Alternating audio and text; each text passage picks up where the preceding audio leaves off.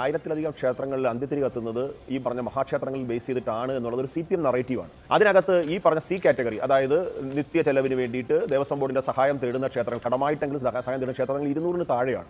അപ്പോൾ ഈ 1000-ഓളം ക്ഷേത്രങ്ങൾ എന്നുള്ളത് ഒരു CPM നറേറ്റീവാണ്. ആ നറേറ്റീവ് ഇവർ പറഞ്ഞ് ഫലിപ്പിക്കാനായിട്ട് ശ്രമിക്കുകയാണ്. അതിനകത്ത് മാധ്യമപ്രവർത്തകർ വീണു പോകുന്ന ഒരു അഭ്യർത്ഥനയാണ് എനിക്ക് അതേ സംബന്ധിച്ചുള്ളത്.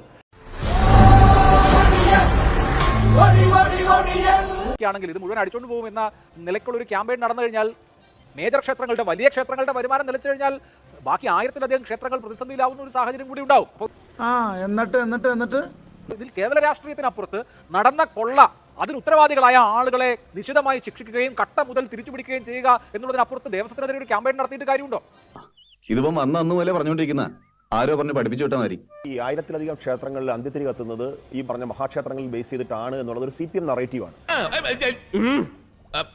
കാരണം നമ്മുടെ ദേവസ്വം ബോർഡിന് കീഴിൽ മൊത്തമുള്ള ക്ഷേത്രങ്ങൾ 1258 ക്ഷേത്രങ്ങളാണ്. അതിനകത്ത് ഈ പറഞ്ഞ C കാറ്റഗറി, അതായത് നിത്യ ചെലവിന് വേണ്ടിയിട്ട് ദേവസ്വം ബോർഡിന്റെ സഹായം തേടുന്ന ക്ഷേത്രങ്ങൾ, കടമായിട്ടെങ്കിലും സഹായം തേടുന്ന ക്ഷേത്രങ്ങൾ 200-ന് താഴെയാണ്.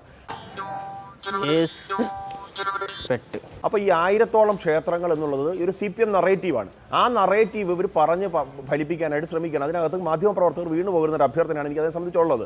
ഇവൻ പറയുന്നത് വിശ്വസിക്കരുത്. ഇവൻ ഭക്ഷണം കഴിക്കാനും കള്ളം പറയാനും മാത്രമാണ് വാ തുറക്കുന്നത്. ഇതിനകത്ത് പ്രധാനമന്ത്രിയുടെ പരാതി പറയുക എന്ന് പറയുമ്പോൾ ഈ ശബരിമല എന്ന് പറയുന്നത് കേരളത്തിന്റെ മാത്രം ഒരു സ്വത്താണോ? ശബരിമല എന്ന് പറയുന്നത് ലോകമെമ്പാടുമുള്ള കോടാനുകോടി അയ്യപ്പ ഭക്തന്മാരുടെയാണ്. ആ ക്ഷേത്രത്തിന്റെ പരിപാവനതയും പുണ്യതയും തകർക്കാൻ വേണ്ടിയിട്ടാണ് ഇത്തരത്തിലൊരു ക്രിമിനൽ കോൺസ്പിറൻസി നടന്നിരിക്കുന്നത്. ഒരു റീ എൻട്രിക്ക് ശ്രമിക്കുമ്പോ ഉദ്യോഗസ്ഥരെ അല്ല ക്ഷേത്രങ്ങൾ ഭരിക്കാൻ ഇവിടെ അന്നത്തെ തിരുവിതാംകൂർ കവനന്റ് പ്രകാരം ഏൽപ്പിച്ചിരിക്കുന്നത്. ഉദ്യോഗസ്ഥർക്കല്ല, വിശ്വസിക്കുന്നത് ഭക്തജനങ്ങൾ ദേവസ്വം ബോർഡിലാണ്. ഇതൊരു ജനാധിപത്യ രാജ്യമാണ്. ഇവിടെ ഭരിക്കുന്ന സർക്കാരിന്റെ പ്രതിനിധികൾ എന്ന് പറഞ്ഞ് ഈ ദേവസ്വം ബോർഡ് ഭരിക്കാൻ കാലാകാലങ്ങളിൽ കയറുന്നവരെയാണ് വിശ്വസിച്ചത്. ക്ഷമിക്കണം, ഉപദ്രവിക്കരുത്, ജീവിതമാണ്. അഡ്മിനിസ്ട്രേറ്റീവ് ലാബ്സിന്റെ ഏറ്റവും സാധാരണക്കാരന് മനസ്സിലാവുന്ന ഒരു ഉദാഹരണം ഞാൻ പറഞ്ഞുതരാം. ഉണ്ണികൃഷ്ണൻ, അഡ്മിനിസ്ട്രേറ്റീവ് ലാബ്സ് അല്ല, ക്രിമിനൽ കോൺസ്പിറൻസിയുടെ ഉണ്ണികൃഷ്ണൻ പോറ്റി അയച്ച കത്ത് നോക്കൂ Abhilash. I am Unnikrishnan Potti, so and so I would like to inform that I have some gold balance in my hand after finishing the gold work of Sabarimala. അപ്പൊ മാനേഴ്സ് മാത്രമല്ല, വിദ്യാഭ്യാസവും ഇല്ല. എന്താ പറയുന്നത്? Some gold. നോക്കൂ, എന്തിനെ പറ്റിയാ പറയുന്നത്? ഏതെങ്കിലും വിലയില്ലാത്ത സംഭവത്തെ പറ്റിയിട്ടാണോ? Some gold.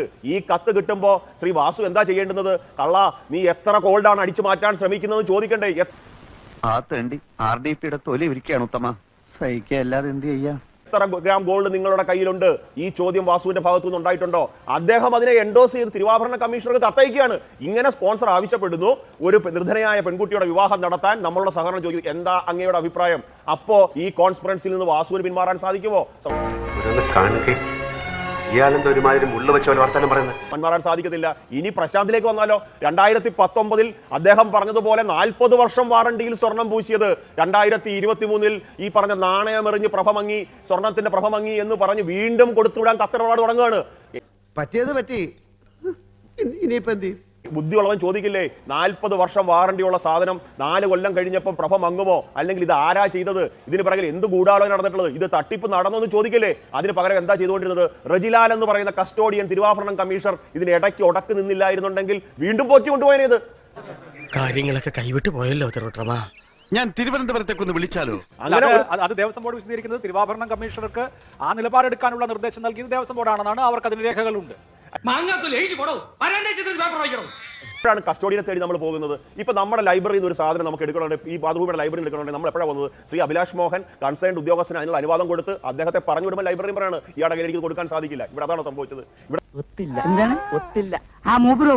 സെപ്റ്റംബർ മാസം 20-ാം തീയതി നടന്ന ഈ പറഞ്ഞ ആളില്ലാ സംഗമത്തില് ഈ പറഞ്ഞ കോൺസ്പിറൻസി പുറത്തേക്ക് വന്നില്ലെങ്കിൽ, അല്ലെങ്കിൽ ഈ കട്ട മുതൽ വീതം വെക്കുന്നതിൽ ഈ പങ്ക് കച്ചവടക്കാർ തമ്മിൽ ഉടക്കൊണ്ടായി പോറ്റി ട്രിഗർ ചെയ്തില്ലായിരുന്നുണ്ടെങ്കിൽ ഈ വാസവൻ മന്ത്രി ഞങ്ങളുടെ പാർട്ണറാണ് പോറ്റി എന്ന് പറഞ്ഞ് ആ വേദിയിൽ അവതരിപ്പിച്ചേനെ. അതിന് പ്രധാനപ്പെട്ട പാർട്ണർ, ഈ ആഗോള തട്ടിപ്പ് സംഗമത്തിന്റെ പ്രധാനപ്പെട്ട പാർട്ണർ പോറ്റിയായി മാറിയേനെ. അങ്ങനെ പറയാൻ സാധിക്കാത്തത് ഈ കട്ട മുതൽ വീതം വെക്കുന്നതിനകത്തുള്ള എതിർപ്പുകൊണ്ടാണ്. ഒരു കാര്യം, ഇതിനകത്ത് BJP രാഷ്ട്രീയം ഉദ്ദേശിക്കുന്നില്ല. ഇത് വിശ്വാസികളുടെ പ്രശ്നമാണ്. അതുകൊണ്ടാണ് ഞങ്ങൾ ഈ പറഞ്ഞതുപോലെ കോൺഗ്രസിന്റെ പാത തുടർന്ന് നാട് മൊത്തം പറയാൻ ഉദ്ദേശിക്കുന്നില്ല. ഞങ്ങൾ സെക്രട്ടേറിയറ്റ് തടയിലാണ്. മിണ്ടാതിരുന്നാലും എന്തിനാ ശ്യാമള വെറുതെ മെക്കിട്ട് കയറുന്നത്? 4-ാം തീയതി രാത്രി മുതൽ ഞങ്ങളുടെ സമരഭടന്മാർ ഈ പിണറായി വിജയനെയും ഈ കള്ളം മന്ത്രിമാരെയും ഈ ദേവസ്വം മന്ത്രിയെയും പുറത്തുവിടാതെ തരത്തിലുള്ള ശക്തമായ ഉപരോധവുമായി ഞങ്ങൾ പോകും. ഇത് വിശ്വാസത്തിന്റെ പ്രശ്നമാണ്. കോൺഗ്രസിന് ഒരുപക്ഷെ ഇത് സുവർണാവസരമായിരിക്കും. പക്ഷേ നിനക്കിതെങ്ങനെ സഹിക്കാൻ കഴിയും ജോസേ? ഞങ്ങളെ സംബന്ധിച്ച് ഇത് വിശ്വാസികളുടെ പ്രശ്നമാണ്, വിശ്വാസത്തിന്റെ പ്രശ്നമാണ്. ഒരു കാര്യം പറഞ്ഞോട്ടെ, 30 കിലോ സ്വർണം എന്ന് ആ ഒരു ഇതിനകത്ത് നമ്മൾ നിർത്തരുത് ഇതിനെ. കാരണം ഇതൊരു വലിയ ഡിവൈൻ വാല്യുള്ള സംഭവമാണ്. കോടാനുകോടി രൂപയുടെ ഡിവൈൻ വാല്യുള്ള ദൈവിക മൂല്യമുള്ള മുതൽ ഇത് ഒരുക്കിയതൊന്നും ഞാൻ വിശ്വസിക്കുന്നില്ല. ഇത് എവിടെയോ ഏതോ ഒരാളുടെ ഒരു പണക്കാരന്റെ ഒരു വേദനിക്കുന്ന കോടീശ്വരന്റെ വീട്ടിൽ ഇത് ഇരിപ്പുണ്ട്. എന്ത് പറ്റിയടാ?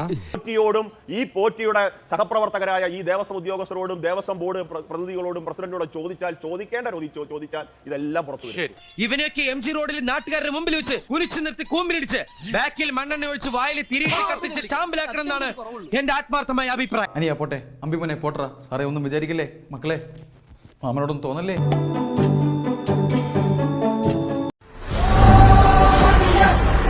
What